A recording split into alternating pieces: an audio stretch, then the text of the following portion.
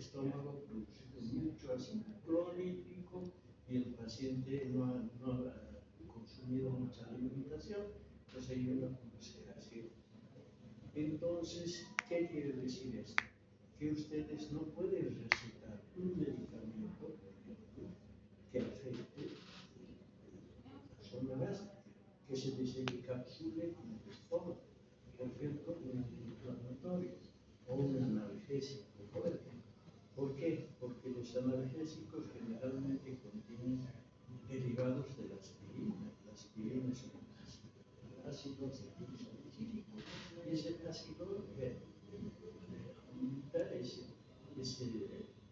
ardor en el estómago y revienta la úlcera y el paciente pues, siente ganas de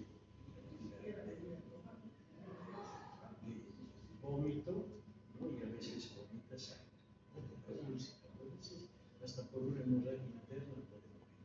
Entonces, ¿qué tienen que recetar en ese caso? En ese caso, pues tienen que recetar medicamentos que se desencapsulen más abajo del estómago, ¿no? En el duodeno. Para eso, la visitadora o el visitador médico que les reparte medicamentos gratis en el consultorio le dice, doctora, esto es bueno para una persona que tiene úlcera. Y dice esto no se va a desencapsular en el estómago, sino en el duodeno, más abajo. O, si usted quiere ponerle eso, ¿qué desea? ¿Quién es usted? Jiménez Rodrigo. ¿Cómo? Jiménez Rodrigo. ¿Y por qué viene hasta ahora? Ya pasen. Lo último, con esto usted debería estar listo. Con esta parte ya estaba fuera usted. Bueno, entonces ustedes ya pueden recetar en forma inyectable, ¿no es cierto? Un antiinflamatorio, les da vías para escoger. Ahora, la úlcera puede ser duodenal. Ahora, las hemorragias que se producen en el tracto digestivo pueden ser altas y bajas. Las altas son generalmente con sangre digerida, o sea, las heces fecales de su paciente van a ser de color alquitrán, negras, ¿entienden?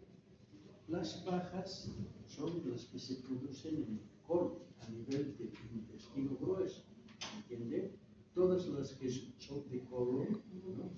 Son rojas, roja carmín, tienen sangre viva, ¿no? En el colon, no es sangre digerida, es una hemorragia baja. Cualquier hemorragia rectal de ese tipo se llama melena, por si acaso, ¿no? Entonces, el doctor manda un informe que el paciente pues, padece de melenas. En ese caso, ¿qué pueden ser las melenas? Un cáncer de colon, hemorroides, la parte final, hemorroides. Luego, entonces, ese es una hemorragia baja. Hemorragia alta, gástrica, ¿no? Entonces, es una melena que se produce, pero es alta, de sangre digerida, como la morcilla, tienen las heces fecales del paciente, alta, del estómago y del intestino delgado. Ahí se produce la digestión, la sangre está produciéndose. Bien. Ahora bien, otra cosa que les voy a recomendar. Reciben ustedes un informe que el paciente tiene frecuentemente pirosis. ¿Qué viene de la palabra fuego? La pira. Pirómano, que enciende fuego. El piromaníaco, que todo lo incendia. Pirosis gástrica. ¿Qué quiere decir? Que tiene ardor de estómago. Entonces, el médico que va a dar a ese paciente no le va a poner, el paciente tiene ardor de estómago, no, eso lo maneja el vulgo, la gente vulgar. ¿No? Les manda que tiene pirosis gástrica. Entonces, las acideces, cuando el estómago tiene acidez gástrica, refluja, ¿no? Por medio del caries, se abre. Menos mal, el caries no es una válvula suficiente, tiene que ser insuficiente.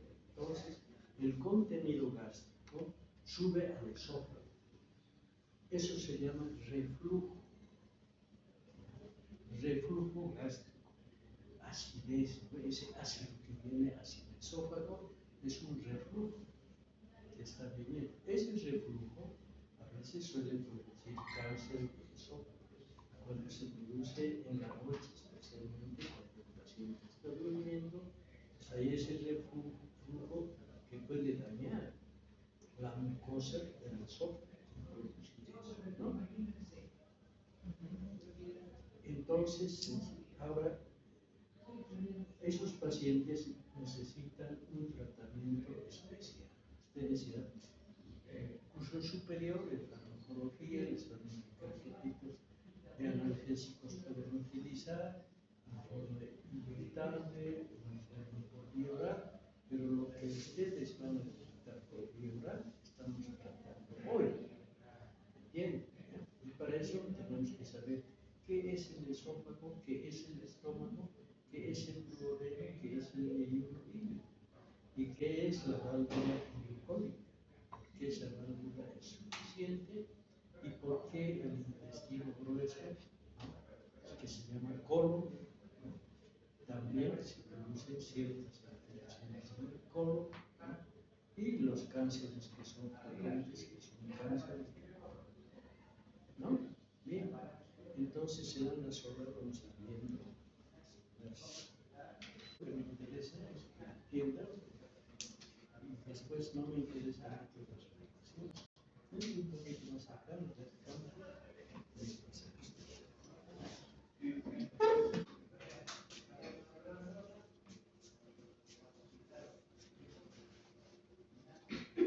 Es necesario que sepan que el aparato digestivo, ¿no? Se encuentra en la cavidad abdominal. Esa cavidad abdominal, ¿no? Tiene relaciones. Por arriba, el techo de esa cavidad abdominal está determinada por el diafragma. El piso por la cavidad pélvica, esta parte inferior, a los huesos ilíacos y los ligamentos pélvicos. ¿Entienden? Hacia adelante,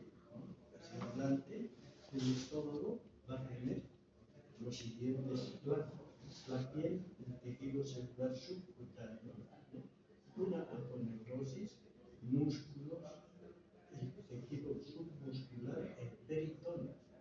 El peritoneo es absolutamente toda esa membrana que está revistiendo toda la cavidad abdominal. ¿Entienden? Ese es el peritoneo. Envuelve por dentro toda la cavidad. ¿Qué músculos vamos a tener anteriormente? El recto anterior del abdomen, ¿no? Vamos a tener el oblicuo, el transverso. Vamos a tener el piramidal. Esos músculos están en la pared anterior del estómago. ¿Para qué sirven, doctor, saber esos músculos que se presentan en el estómago? Sirven, digamos, en el momento de las mujeres en el parto. Para la defecación, para la micción, ¿entienden? Para el ejercicio de levantarse, ¿entienden? Han debido ver ese recto correo, que es el músculo poligástrico, que tiene sus graditas aquí, ¿no ven? Que generalmente los muchachos o las muchachas que hacen ejercicio de ese músculo, pues lo tienen muy visible. Pero la función es esa, de esos músculos, para el vómito. Cuando el paciente tiene que vomitar, el vómito es excelente, porque el estómago está resentido por recibir un alimento tóxico y lo vomita. Entonces se abre el caries, ¿no? Se abre, le da paso al esófago y boca. Bien, esos músculos abdominales, y en la parte posterior vamos a tener dos músculos pares que son importantes. Los dos músculos psoas, uno derecho y otro izquierdo, que se llaman psoas, son largos, ¿no? Así, en la parte posterior del abdomen, está de un lado, y el cuadrado de los lomos, que se llama, dos músculos atrás. Entonces, tenemos esa musculatura en el esto, ¿me entienden? Ahora, ustedes, para revisar un paciente, tienen que tener 9 zonas identificadas, ¿se entiende? Tenemos que poner la manito, ¿no?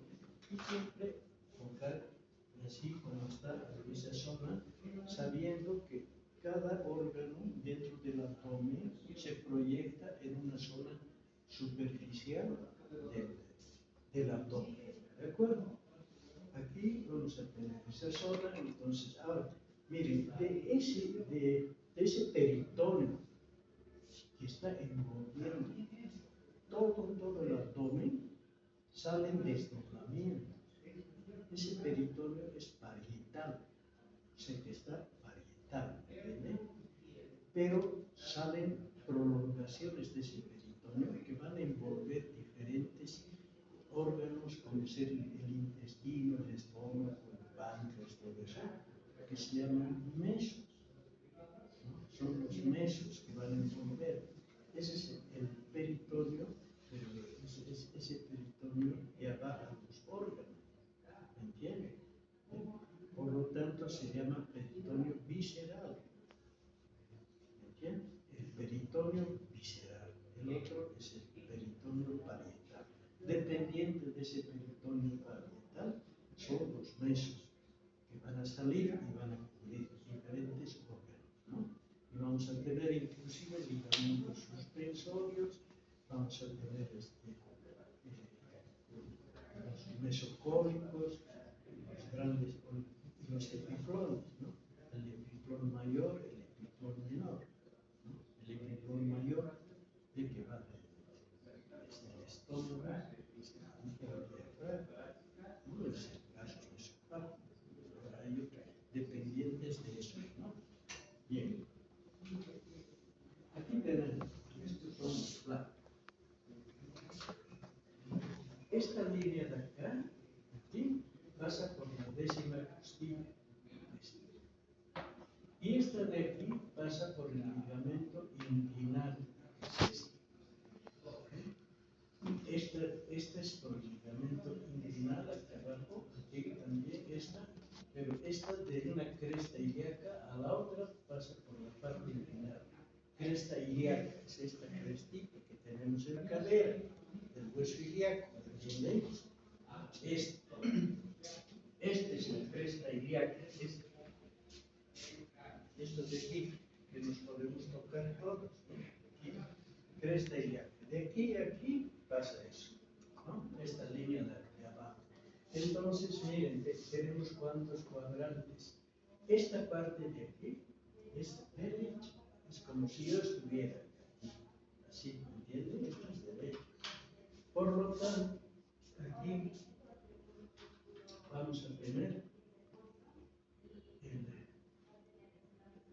hipocondrio derecho, el hipocondrio izquierdo, el epigastrio, el flanco derecho, el flanco izquierdo, la región umbilical, el ombligo. ¿Ve?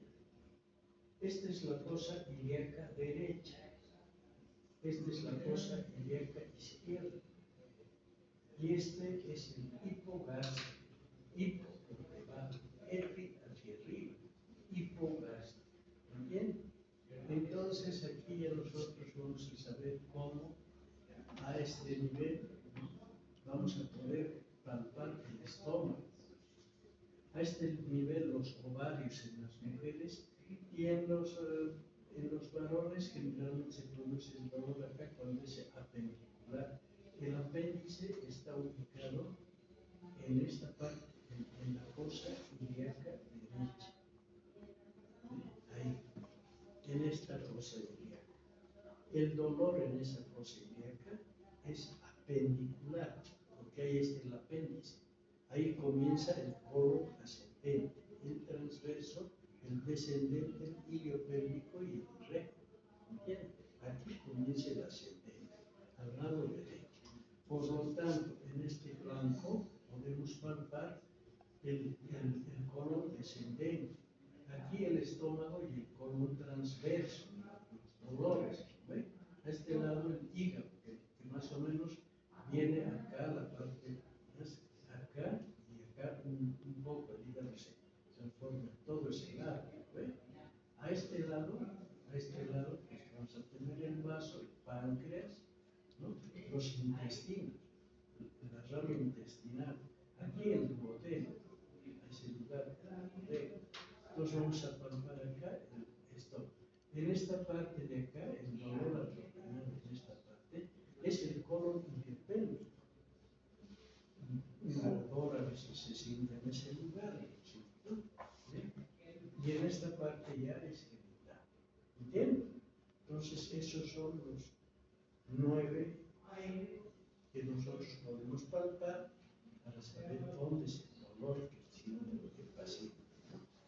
Y no interpretar, ¿no? Porque el médico puede venir y decir, el paciente siente dolores crónicos, ¿no es cierto?, en el flanco derecho, aquí, flanco derecho. Entonces, pues ya sabemos qué cosas están por ahí, ¿no? Aquí va a estar el colon ascendente. Entonces es un cólico que se puede sentir ahí. Cólico quiere decir dolores cuadrantes. Todo este es el tubo, el aparato digestivo. Comienza en la cavidad oral y termina en el ano. Aquí hay un esfínter y como podrás ver, tiene un estrechamiento y otro tiene otro estrechamiento superior, estrechamiento inferior en ano. O sea, el recto no es recto. Eso hay que explicar a las personas cuando tienen que poner un supositorio al niño. Cuando el niño está con vómitos, no hay que recetarle nada por vía oral. Y tampoco le vamos a poner inyección, y está con diarrea, no está con diarrea. Entonces aprovechamos para poner un supositorio antitérmico para bajarle la fiebre. No está con fiebre, ¿no? Un antitérmico. Muy bien. En la boca ya comienza la primera parte de la digestión, con la saliva y la hialina, que tiene la saliva producida por la glándula parótida, la glándula submaxilar y sublingual. Esta produce una saliva serosa, esta produce una saliva mixta y esta una saliva más fluida.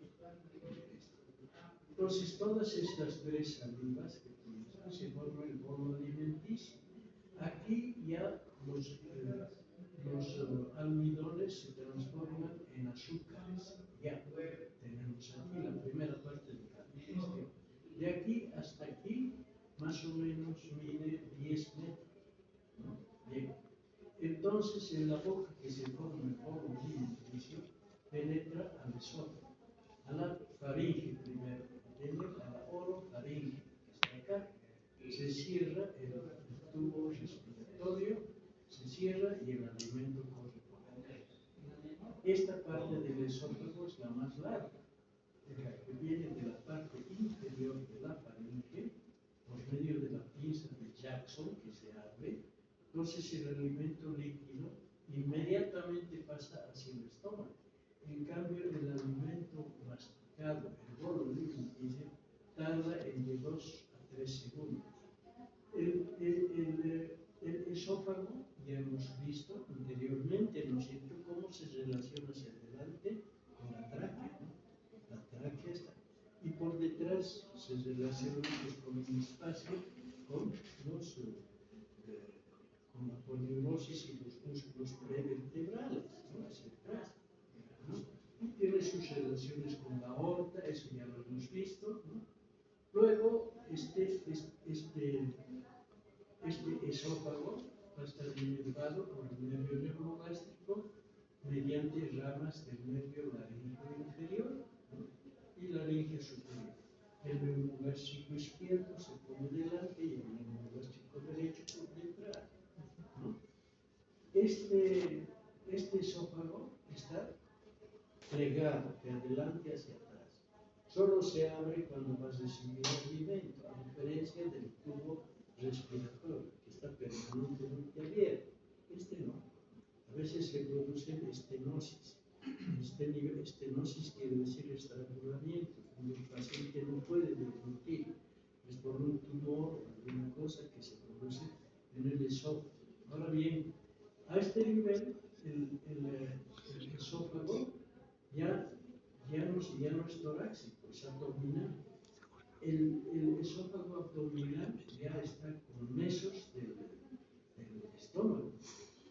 Y aquí se une al estómago mediante un esfínter.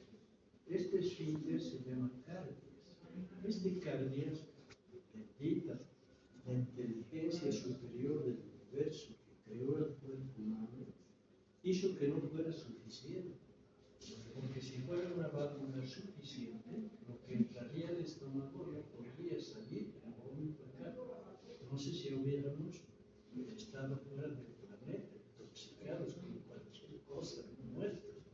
Entonces hace que aquí haya un esfínter llamado cardias, del cardias. Cardias va a comunicar con el estómago. Este es el estómago, ¿no? Donde va a tener una curvatura, estamos viendo a este lado, ¿no? Una curvatura mayor, ¿no? Que es esta, la curvatura mayor del estómago y una curvatura menor, una cara anterior y otra posterior. Esta anterior va a pertenecer, esta parte superior al hígado, ¿no? Y al diafragma. Esta parte anterior a los músculos del abdomen que hemos visto, ¿no? La parte posterior. Ahora, esta parte de aquí es la parte de la tuberosidad mayor. Esta parte contiene gases. Y este es el cuerpo. Esta es la tuberosidad menor. Luego, el estómago aquí tiene esta parte que se llama el antro pilórico, que se va a comunicar mediante una válvula, un esfínter también insuficiente, que se va a llamar píloro, acá a este nivel, con el duodeno, que es este, el duodeno, ¿entienden? Acá. Esta parte pilórica es también una válvula insuficiente, de tal modo que el contenido del intestino delgado y del duodeno puede entrar al estómago y producir el vómito mezclado con eso. ¿Entienden? Ahora bien, viendo eso, ¿no es cierto? La tuberosidad mayor, tuberosidad menor, cuerpo, cara anterior, cara posterior, tiene sus relaciones en el estómago con un transverso que es este. Esta es ¿quiénes irrigan al estómago? El estómago está irrigado por la coronaria estomaqueca, que es una arteria que la vamos a ver después, ¿no? Que viene a la curvatura menor del estómago. Y la derecha, ¿no? Coronaria derecha, va a la curvatura mayor. Y vamos a ver ya de dónde viene. Ahora, de este duodeno, tiene las siguientes porciones. Una porción oblicua, otra porción descendente, otra horizontal y otra descendente, ¿no? Este duodeno se llama porque más o menos mide 4 traveses de dedo. Entonces, duodeno. Bien. El duodeno se va a unir a este intestino delgado, que es el yeyuno ilio. Yeyuno ilio. Esta parte de aquí es ilio. El yeyuno ilio se une entonces al duodeno. Ahora bien, ¿cuál es la parte más importante que a mí me interesa que sepan del duodeno? Es la segunda porción. ¿Por qué el doctor Sagame da la segunda porción? Porque la segunda porción del duodeno va a desembocar el líquido biliar que produce la vesícula biliar y el hígado. Van a producir líquido biliar. Este líquido va a estar en este bolsillo que se llama vesícula biliar por medio de este conducto que se llama hepático. Las células hepáticas de Ranvier, que han visto en histología, ¿no?, son encargadas de producir bilis, entre las múltiples funciones que tiene el hígado. Produce glucógeno, el hígado es desintoxicante también. Cuando toman el alcohol lo transforma en azúcares. Es por eso que mucho consumo de alcohol también produce cirrosis hepática. Cuando mueren las células hepáticas no se reponen. Por lo tanto, el paciente puede morir por una. Ahora, bien, el hígado produce una sustancia que se llama el líquido biliar. Ese viene acá, entra ese líquido a este reservorio biliar. Y por medio de este conducto cístico, digo que este es el cístico, el hepático, este es el colédoco. Este conducto colédoco desemboca en la segunda porción del duodeno.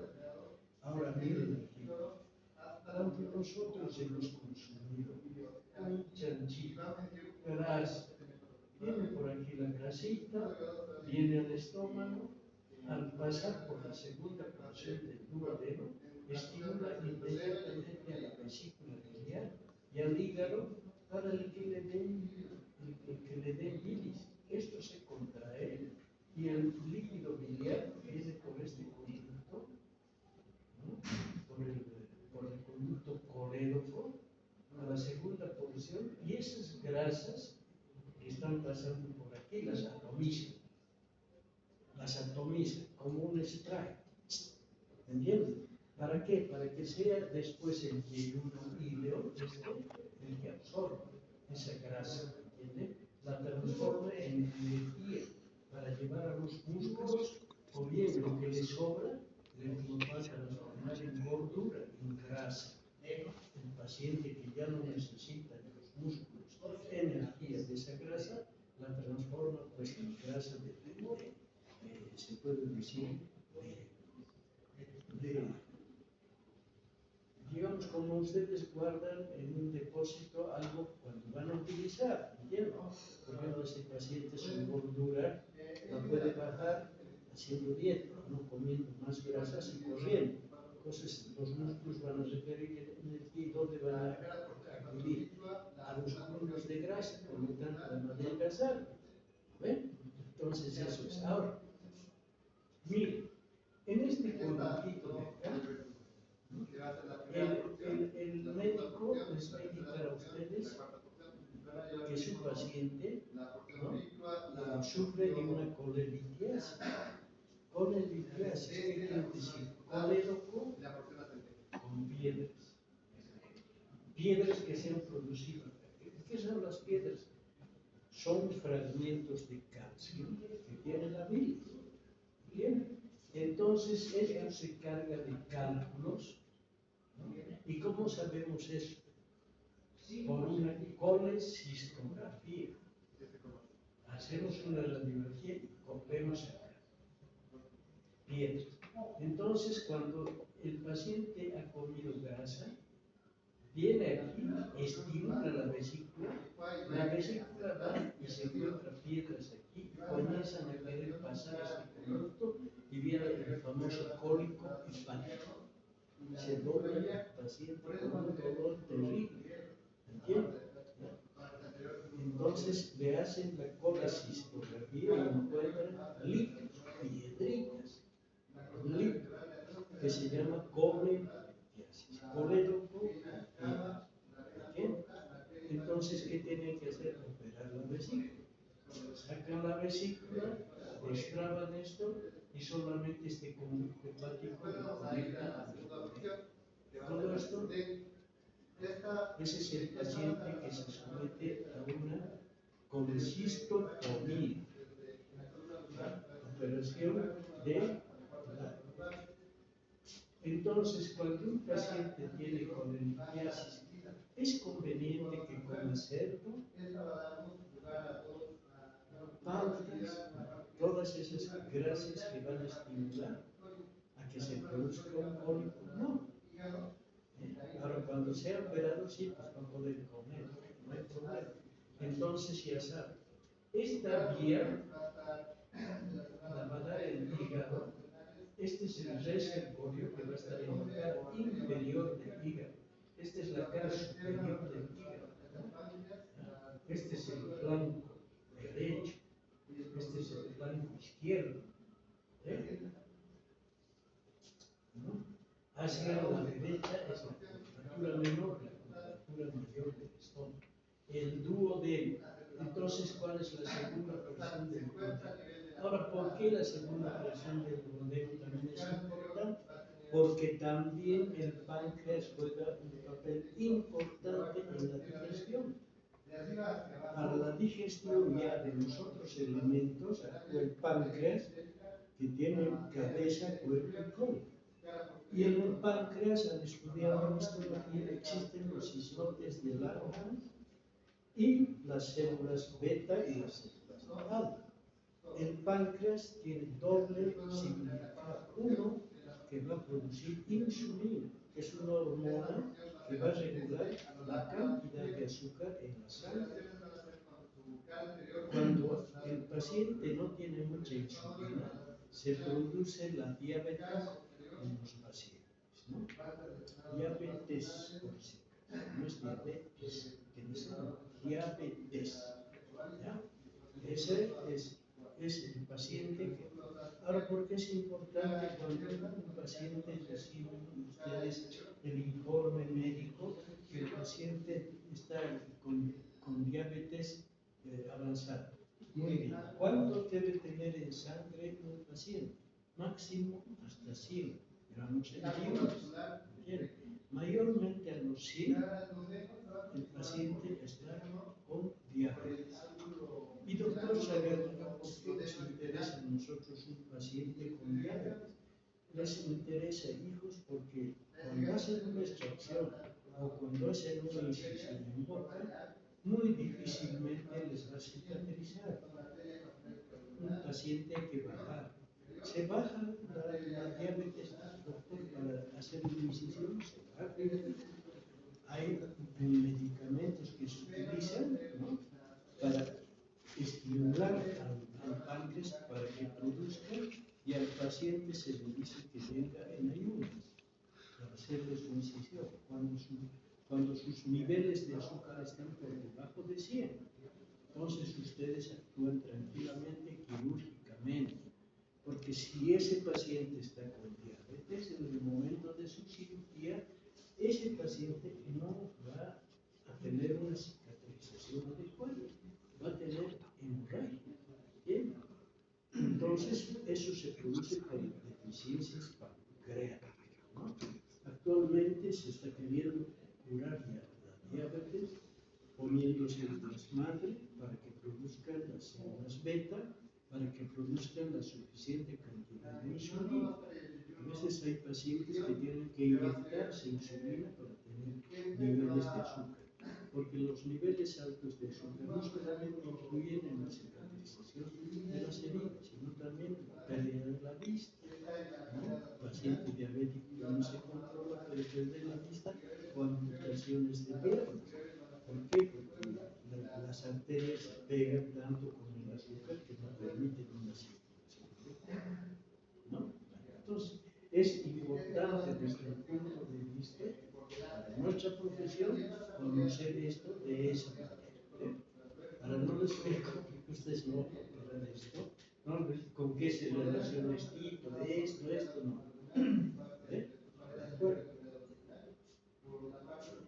Entonces las arterias que irrigan todo esto son las císticas. Están en la cara inferior. Por acá está pasando, estas primeras porciones son de color verde, ¿no? Ahora, cuando existe un taponamiento verdadero de este conducto tendido, la bilis que hay acá pasa torrente circulatorio y ese paciente tiene la parte blanca del ojo amarilla, porque se produce la ictericia, porque la bilis va a torrente circulatorio. ¿Bien? De ahí tenemos el yeyuno ilium que se acomoda acá. Todo esto que que envuelve el yeyuno íleo, ¿no? Se va a llamar mesenterio. El mesenterio es una lámina fibrosa que está uniendo a la pared posterior del abdomen, toda esta parte del intestino delgado, donde se va a producir el quimo. Aquí se produce el quimo y aquí el quimo. Luego esto se va a comunicar por una válvula ileocórica con el ciego, con esta primera porción del intestino grueso que está en la fosa ilíaca derecha, acá está, y este es el apéndice. Este apéndice, hijitos, ¿qué es el apéndice ventricular que se está desprendiendo del ciego? Este apéndice no sirve para nada, a veces lo operan. Yo he visto apéndices cuyo contenido son uñas, que a veces se mueven las uñas, las pepas de tuna, pepas de coso, hasta cabellos ahí. Cuando tienen una proyección de este nivel y se entran por este conducto y se acomodan y a veces se infectan. Entonces hay que abrir la fosa ilíaca derecha y uno se encuentra con esto y aquí se hace una sutura y se opera el apéndice ventricular. ¿Qué era el apéndice ventricular? Es producto de una evolución. Ustedes saben que el hombre primitivo no había domesticado el fuego. Por lo tanto, consumían alimentos vegetales y demás cosas, inclusive carne, pero sin cocerla, sin cocinarla. El hombre solo veía el fuego cuando caía el rayo, encendía una mata y de ahí capturaba ese fuego y le llevaba a su casa para ahuyentar a las fieras. Después recién se supo que había que cocinar, pero antes como no cocinaba, entonces necesitaba una primera digestión y una segunda digestión acá, como las vacas, ¿no ve que tienen 3 estómagos? El hombre antes tenía un estómago más acá, pero como ya cocinaba sus alimentos, ya con este estómago le era suficiente. Entonces este ya quedó como un vestigio de un segundo estómago para una segunda digestión, para que pueda entrar al intestino grueso. Aquí hay una válvula ileocólica. Este es el ciego y este es el colon. Todo lo que está relacionado con el colon se va a llamar cólico. ¿De acuerdo? ¿Ya? Ligamento cólico superior del estómago, que va el epiplón mayor, que viene al colon transverso, ¿no? El epiplón menor, que está en la curvatura menor, la transcavidad de los epiplones ahí atrás. ¿Me entienden? Ahora, aquí, hijos, hay una válvula suficiente. ¿Están entendiendo? Es suficiente. Lo que pasa al intestino grueso no puede retornar al delgado. Imagínense si esta válvula, a ver, ¿qué pasaría si esta válvula fuera suficiente? A ver, ¿se han puesto a pensar?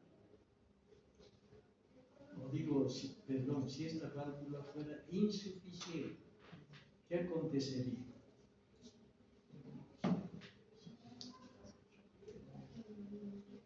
A ver, piensa. Las heces fecales pueden retornar al intestino, ¿verdad? Exacto, el vómito sería con heces fecales. ¿No ve?